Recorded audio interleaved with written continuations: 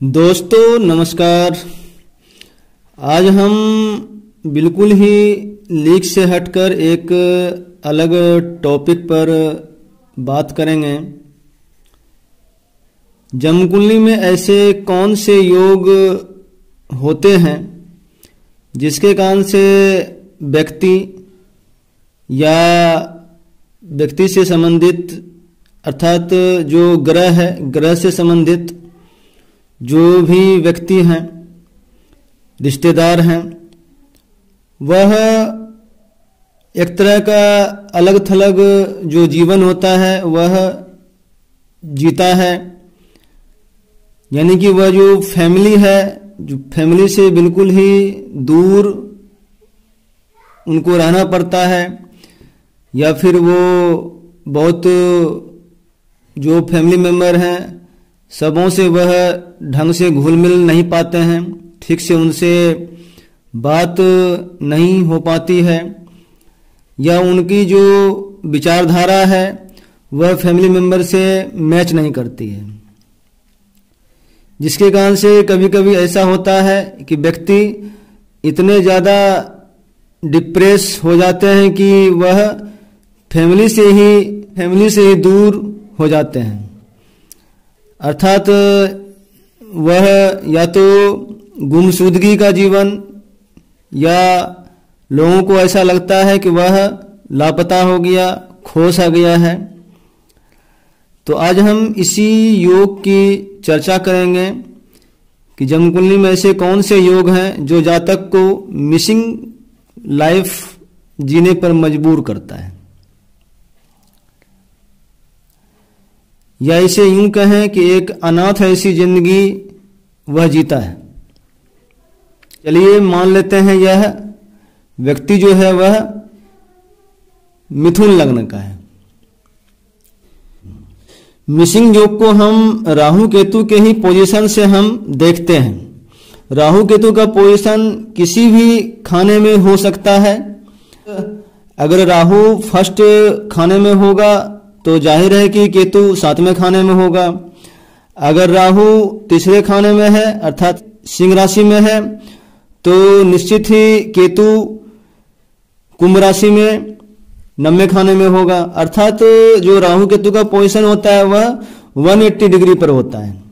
तो राहु केतु का जो पोजीशन होता है उसके एक साइड जितने भी ग्रह हैं वह फैमिली सर्किल कहलाते हैं। तो सुविधा के लिए मान लीजिए राहु जो है वह जन्मकुंडली के 6ठे खाने में है। फिर वहीं जो केतु का पोजीशन होगा वह जन्मकुंडली के 12वें खाने में होगा।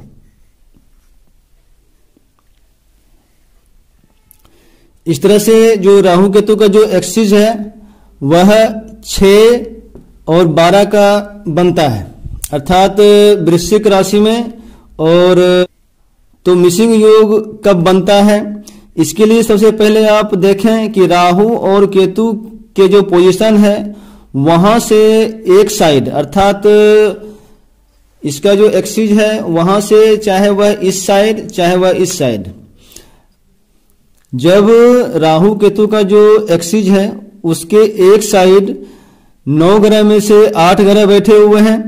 मान लीजिए राहु से लेकर के केतु अर्थात वृश्चिक, धनु, मकर, कुंभ, मीन और मेष और वृषभ राशि में ही सारे ग्रह बैठे हुए हैं, 8 ग्रह।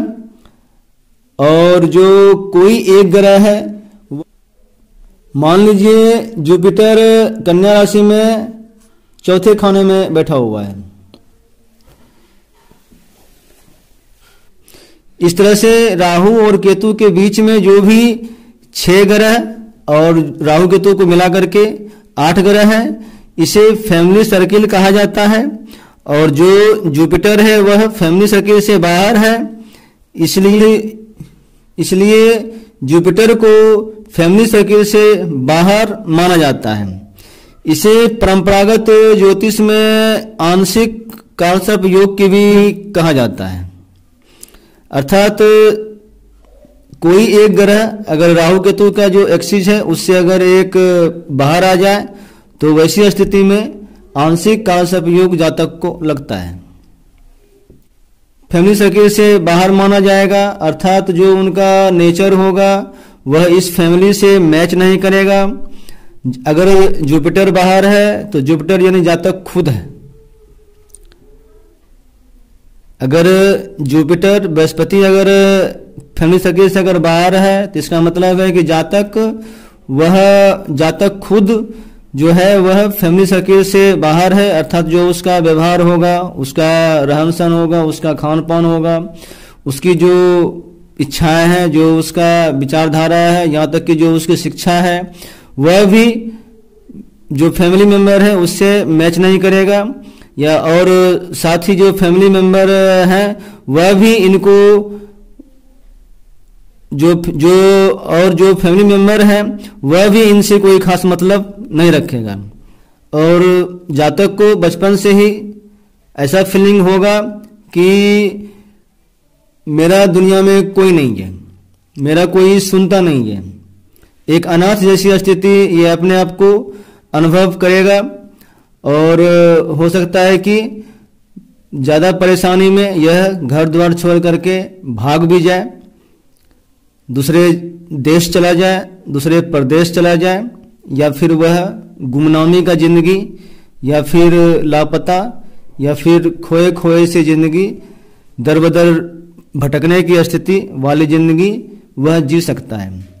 मेरा कहने का मतलब ये नहीं है कि वह अगर ऐसी स्थिति जन्मकुंडली में है तो उससे संबंधित जो भी रिश्तेदार है या खुद जातक है उसके साथ हमेशा बुरा ही होगा। हो सकता है कि वह अच्छा भी कर बैठे, लेकिन यह तो है कि उसे स्टार्टिंग में 35 के एज तक उसको दर दर भटकना ही पड़ता है, उसके बाद ही उसे सफलता मिलती है। राहु केतु के एक्सिस से अगर सन अगर बाहर है, सूर्य अगर बाहर है, तो इस तरह का जो इफेक्ट है वह जातक के पिता पर जाएगा। अगर चंद्रमा अगर बाहर है तो उसकी माँ को ऐसा फीलिंग होगा, तो इस तरह का जो इफेक्ट है उसकी माँ पर जाएगा। अगर मंगल है तो अगर फैमिली सर्किल से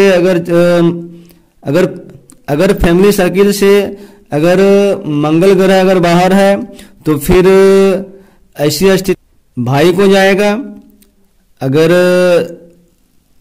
लड़की का चार्ट है तो उसके पति को भी ऐसा हो सकता है, उसके पति के साथ भी ऐसा हो सकता है, क्योंकि मंगल पति का भी कारक है।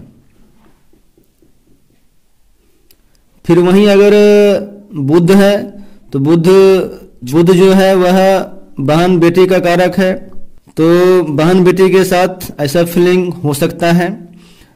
अगर बृहस्पति है तो जातक खुद है, अगर शुक्र है तो फिर जातक की पत्नी है। यह मेल के चार्ट में परिवार से जो जातक की पत्नी है वह परिवार में खुद को एडजस्ट नहीं कर पाएगी, वह घर से दूर जा सकती है, वह घर छोड़ करके जा सकती है। वहीं फिर शनि अगर फैमिली सर्किल से बाहर है तो जातक के जो चाचा जी हैं वह, या फिर जातक के जो कोई स्टाफ हैं, नौकर हैं, उसके अधीन जो काम करते हैं वह, या फिर जातक खुद कमाने के पर्पज से जो उनका लाइवलीहुड है, जीविकोपार्जन है, उसके उद्देश्य से उसे बाहर दर दर भटकना पड़ सकता है। अब बात आती है कि इस तरह की अगर स्थिति जन्मकुंडली में है और अगर कोई जातक अगर जन्मकुंडली में है या फिर कोई मिसिंग है, गुमशुदा है, लापता है, तो फिर ऐसी स्थिति में क्या करना चाहिए ताकि वह वापस आ जाए। तो सबसे बड़ी बात है कि इसमें सबसे पहले जो गुमशुदा है, लापता है, उसका अगर चार्ट हो तो बहुत अच्छा है। जो उपाय है वह उस पर डिपेंड करता है कि जो गुमशुदा है, लापता है, उसका उससे क्या संबंध है, अर्थात जो उपाय कर रहा है उसका वह पिताजी हैं, उसके वह दादाजी हैं, उसके वह माँ है, उसके भाई है, पति है, उसका उससे क्या रिश्ता है कि वह किस उपाय से जो गुमशुदा व्यक्ति हैं, लापता व्यक्ति हैं, वह वापस घर आएगा। कभी कभी ऐसा लगता है कि सारे ग्रह राहु केतु के फैमिली सर्किल के अंदर ही हैं, लेकिन ऐसा होता नहीं है। इसलिए उसे डिग्री के भी हिसाब से ज़रूर देखें कि कौन से ग्रह कितने डिग्री पर बैठा हुआ है। कहीं वह कोई ग्रह डिग्री के हिसाब से जो फैमिली सर्किल है राहु और केतु का उससे बाहर तो नहीं है, या फिर जो चलित कुंडली है उसे भी देखें। बहुत जल्द कुंडली में ग्रहों की दृष्टि को लेकर के एक वीडियो हम लेकर के आएंगे। शुद्ध जो वैदिक ज्योतिष है उसके आधार पर कुंडली में ग्रहों को डिग्री के हिसाब से कैसे प्लेसमेंट दें, इस पर वीडियो रहेगा।